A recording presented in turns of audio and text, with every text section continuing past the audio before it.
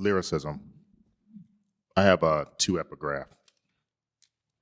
First, therefore pass these sirens by and stop your men's ears with wax that none of them may hear. But if you like, you can listen yourself, or you may get the men to bind you as you stand upright on a cross piece halfway up the mast.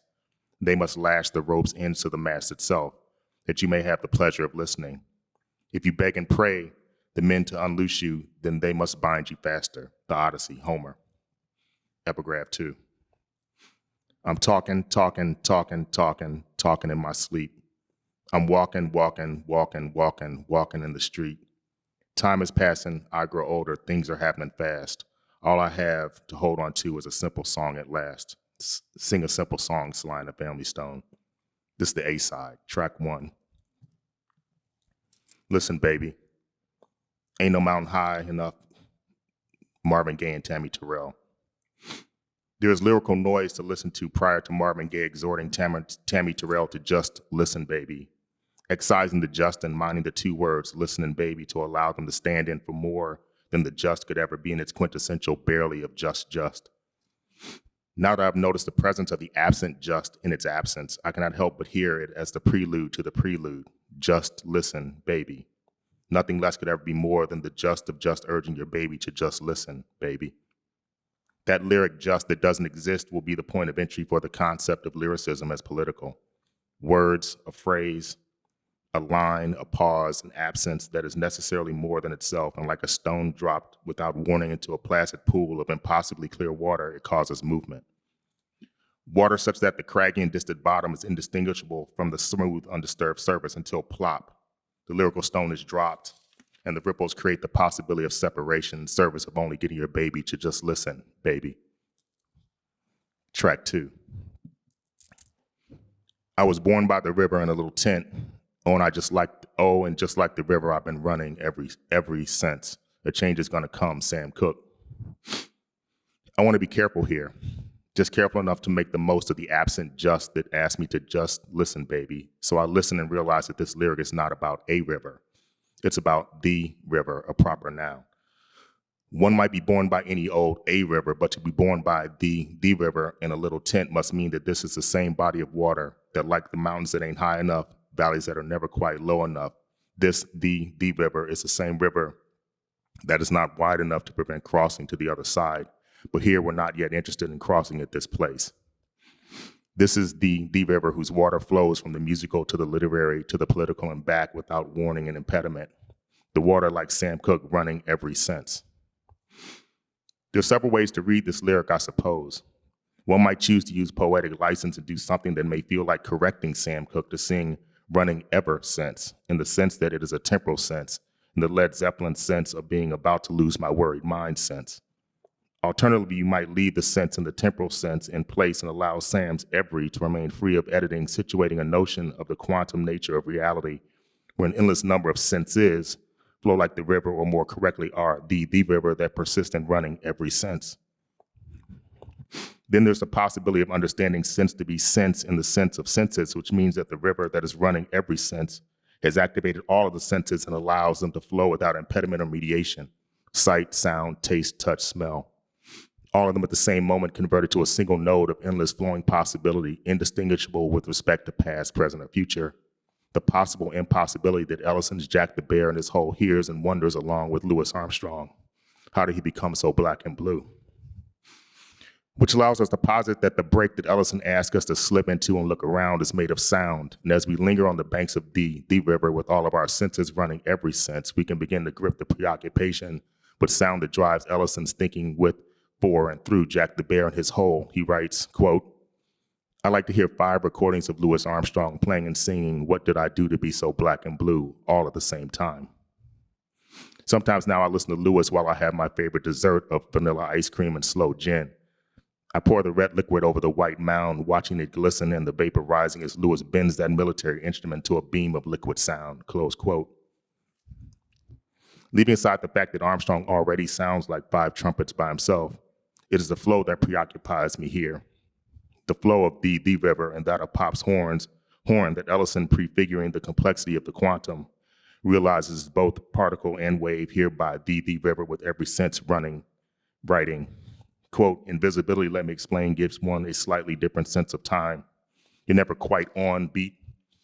Sometimes you're ahead and sometimes behind. Instead of the swift and imperceptible flowing of time, you're aware of nodes, those points where time stands still, or from which it leaps ahead and you slip into the breaks and look around. That's what you vaguely hear in Lewis's music, close quote.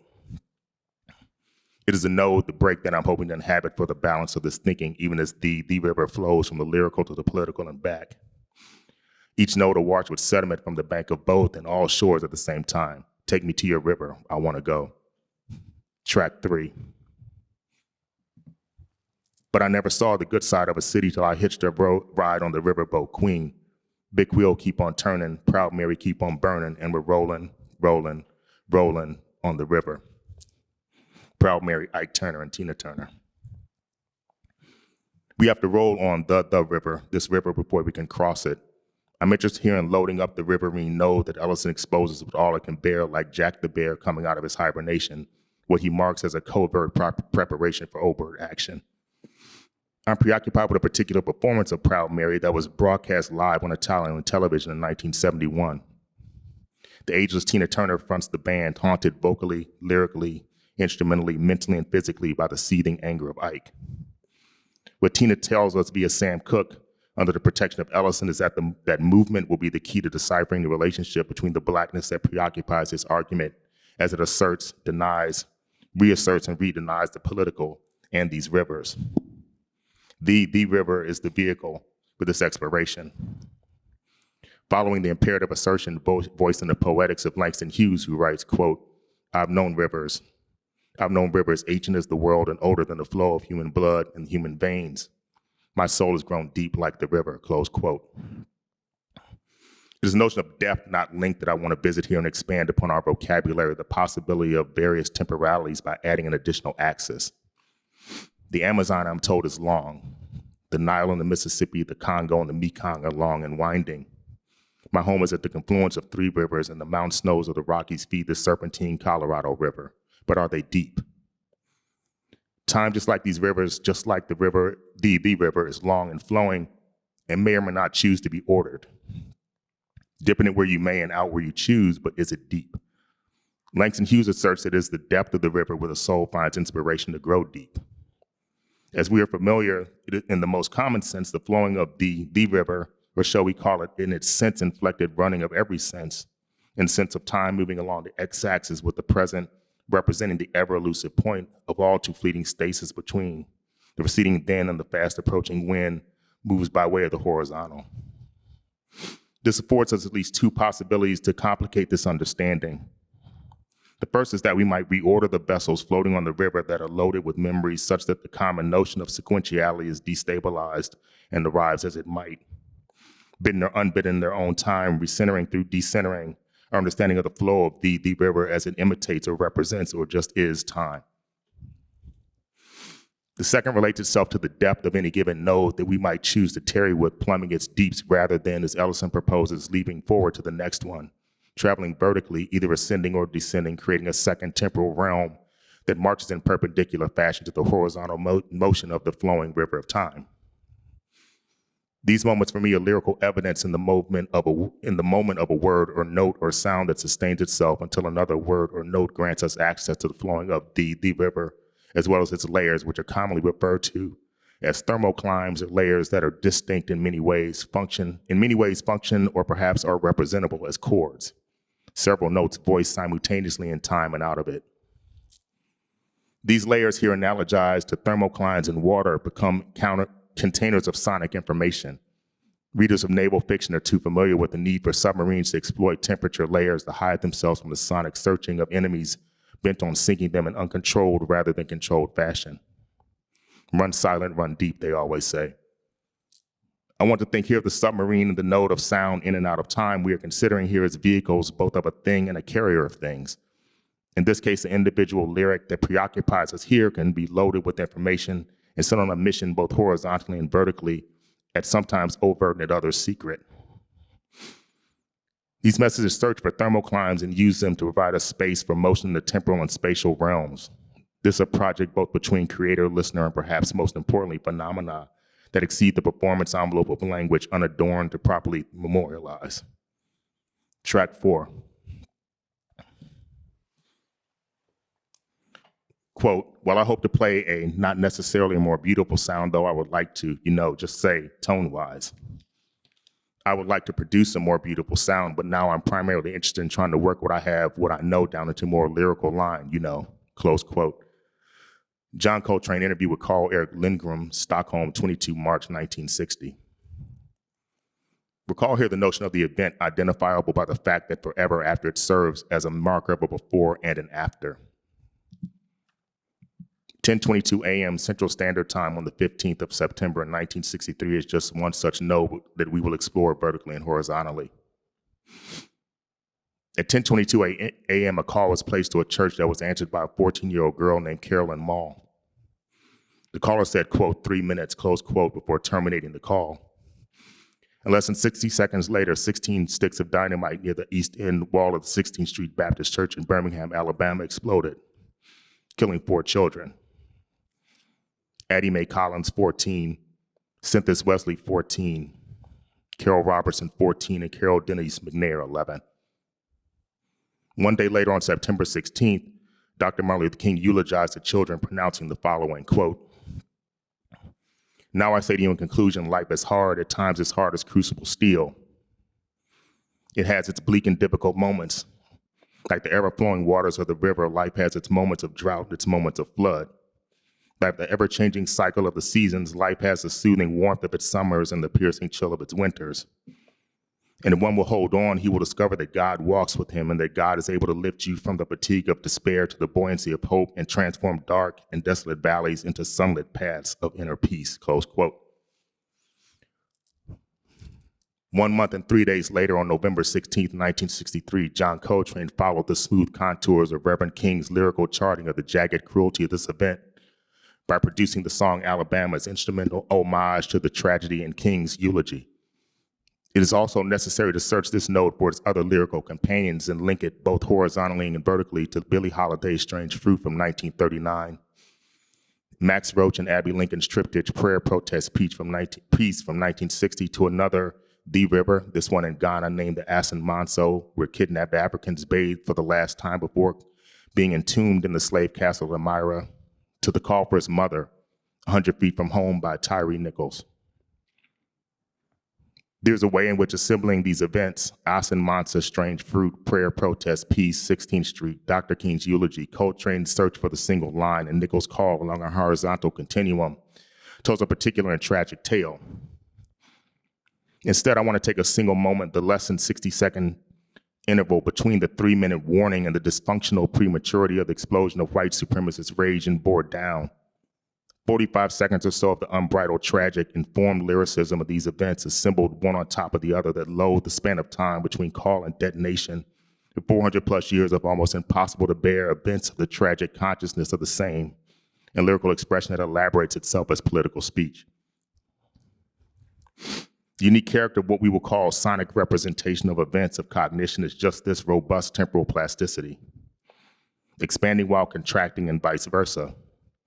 Each one of these events here stacked one upon the other compresses 400 years into 45 seconds of horizontal time, now dimensionally 45 seconds by 400 years, or 45 by 12,623,040,000 seconds, or 568,036,800,000 square seconds of vertical temporality that allows all of these voices to speak simultaneously and be heard in orchestration.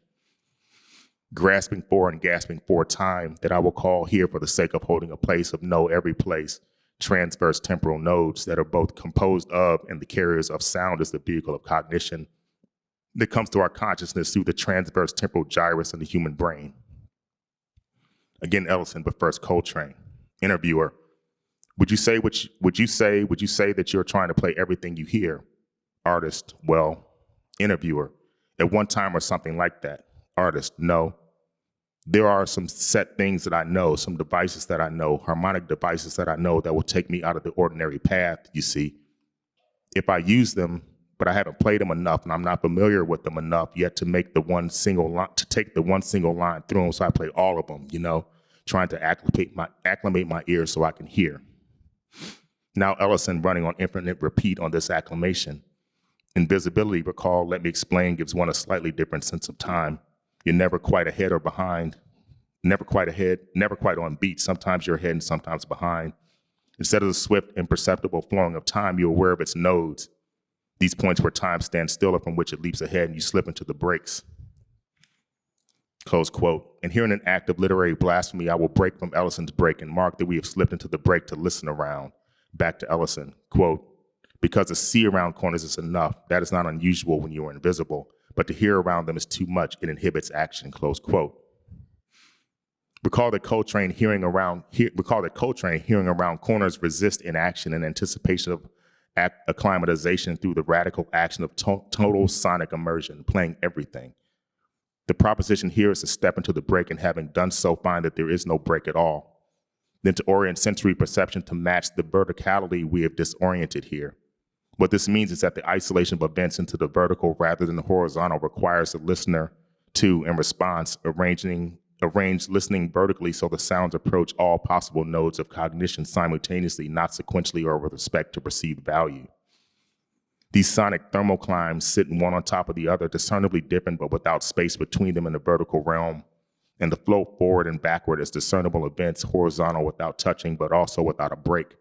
Each discrete, even when comprehended in this fashion, replicates our stone from track one, and when dropped into the swiftly flowing stasis, ripple horizontally and vertically. Plop. Track 5. Quote, his sister's black, but she is sure enough pretty. Her skirt is short, but Lord, her legs are sturdy. To walk to school, she's got to get up early. Her clothes are old, but never are they dirty.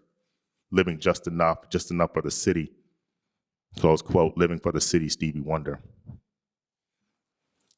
The river is flowing and we are on it, chasing it, riding it, lyrically, from the city that Tina left a good job in to the city that she never saw the good side of until that leaving on the river boats of lyrics to the city that Stevie's doubled just enough is not enough because of the tragic and troubling but.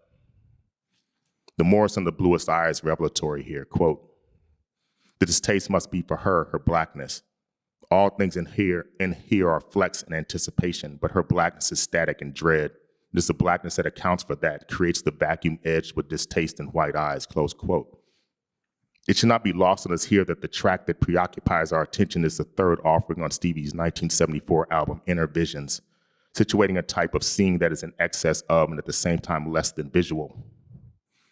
At the center of all this is Du Bois. His second sight is a geolocated intersection of lines of bearing from the butt of wonders living to the blueness of the blackness of Morrison onto Bed-Stuy via the notorious B.I.G., who in the same vein asserts by denial the spectacularity of his blackness, rhyming, quote, heartthrob never black and ugly as ever. However, I stay Gucci down to the socks, rings, and watch filled with rocks, close quote.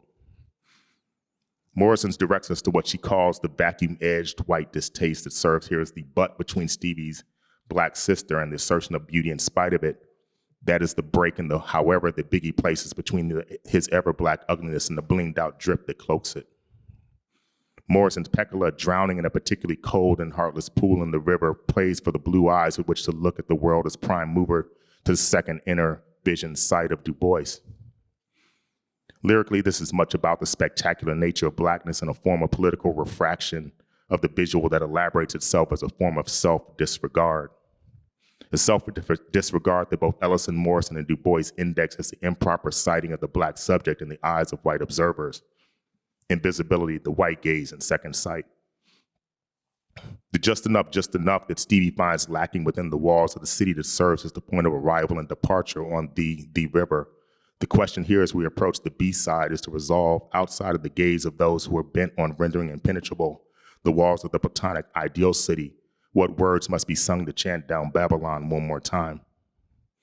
All of this in its perpetually recurring recurrence heard vertically, these snippets stacked one upon the other magnify their weight, rendering them more than the sum of their parts, as the weightfulness of black subjectivity, political or otherwise, can only be borne by sound. Du Bois struggles to answer this conundrum, and as the tune closes, it must be asserted that W.E.B. Du Bois is the dead ringer for Sonny Boy Williamson. B-side, track 6. Going down to Louisiana to get me a mojo hand. Going down to Louisiana to get me a mojo hand. I'm gonna have all you women at my command. Got my mojo working, muddy waters. I'm thinking now with the video of a live performance of Got My Mojo Working with Willie Dixon on bass and W.E.B. Du Bois's more soulful doppelganger, Sonny Boy Williams, on the mouth harp. For our purposes, I want us to bring Muddy Waters into protracted conversation with Descartes via the complex relationship to blackness expressed by Stevie, Biggie, Tony, and W.E.B. Muddy in conversation with Willie Dixon and Sonny Boy Williams knows that his mojo is working, but it just don't work on you.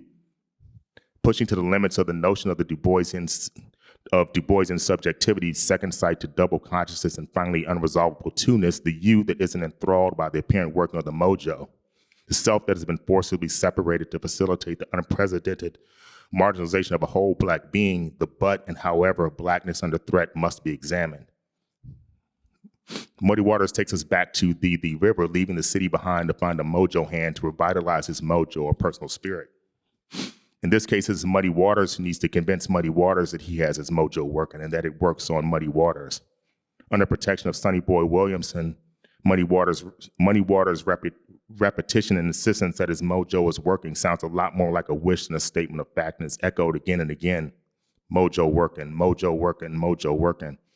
It is the gypsy woman, ostensibly the same one who advises Muddy's mother that he is and would be a hoochie coochie man, that answers his cry, quote, "The gypsy woman told my mother before I was born, you got a boy child coming, he's gonna be a son of a gun," close quote. It is important to note that the body itself in this instance is available for the employment of the hoodoo talisman to fulfill this prophecy. He continues, quote, "I got a black cat bone, I got a mojo too, I got a Johnny Conqueror." And finally, there's a series of sevens that take us back to Du Bois and Ellison. On the 7th hour, on the 7th day, on the 7th month, the 7th doctors say, close quote.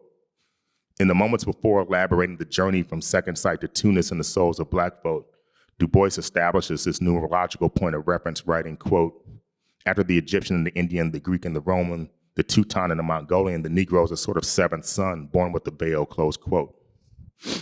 Ellison echoes this through an encounter by the protagonist with a man pushing a cart full of blueprints down the street who names himself as a hoochie coochie man, who necessarily has his mojo working. Quote, "All it takes to get along in this here man's town is a little shit, grit, and mother wit. And man, I was born with all three. In fact, I'm a seventh son of a seventh son, born with a caul over both eyes and raised on black cat bones, high John the Conqueror, and greasy greens," he spilled with twinkling eyes, his lips working rapidly.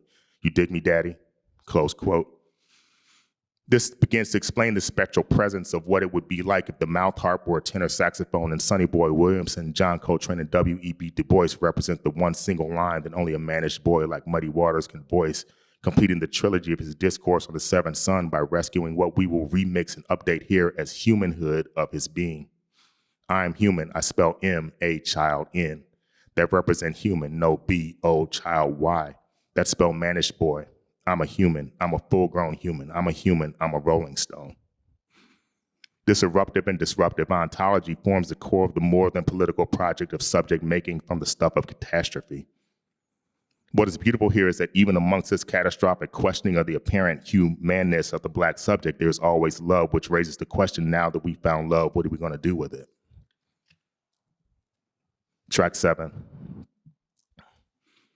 Quote, "So he hung up his hopes and even sold his old car, brought a one-way ticket back to the life he once knew," close quote, midnight train to Georgia, Gladys Knight and the Pips. "We haven't stopped moving, we will trade the navigational horn of the river boat for the whistle of this Miss Knight's midnight train to Georgia." I wish to make a claim, theoretical or philosophical, or perhaps both or neither, here on the shoulders of Gladys's insistence that he may be living on Miss Knight's midnight train, but she will be with him because, as we come to understand, she'd rather be in his world than live without him in mine. There's Bartleby here. Someone by Moten in response to Sorohan with regard to Betty, who preferred not to be governed by the juridical order of Melville's father-in-law, who proclaimed her free under no obligation to return to her old Kentucky home with her owners.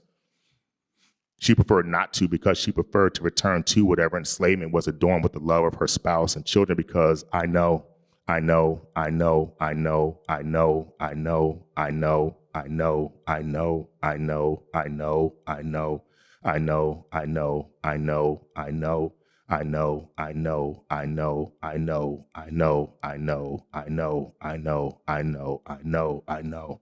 26 times I know that there ain't no sunshine when she's gone. On the heels of that reinforced proclamation of personal knowledge, the promise claim. The way back, the one-way ticket back to the recovery of the loss of the mojo, that's actually the coercive fracturing of subject identity by the weapon of anti-Blackness wielded by the state is here. And what keeps that steamer rolling is the power of missing, even though the return to Georgia, by way of the rails having left the river, there's always still the motion we require. I've been walking Central Park singing after dark. People think I'm crazy. Stumbling on my feet, shuffling through the street, asking people, what's the matter with you, boy? I'll answer, Mick.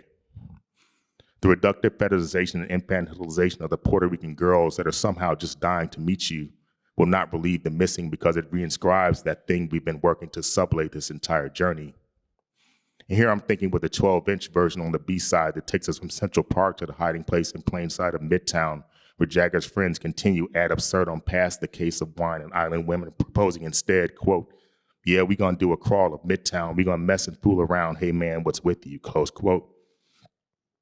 It's the missing that's with him, and even in New York, where Prince reminds us to be aware of what Ishmael Reed recently warned in concert north of Central Park in Harlem, that one might beware of the fact that the white-collar criminals who call themselves cultural critics are lurking. Track 8. Quote, while you can play what you want to, all the critics love you in New York. They won't say that you're naive if you play what you believe in New York, close quote. All the critics love you in New York, Prince. Between two rivers, now on an island, hiding up where Baldwin reminds us that, quote, all over Harlem now there's felt the same bitter expectancy with which in my childhood we awaited winter. It's coming and it will be hard. There's nothing anyone can do about it, close quote. All the critics may indeed have loved the not so dark blue, lighter than blue of Prince Rogers Nelson, but that was certainly not the case when in the fall of 1981, his Royal Badness opened for the Rolling Stones in Los Angeles, the same LA that proved too much for the man in Miss Knight's midnight train to Georgia that has landed us in Harlem.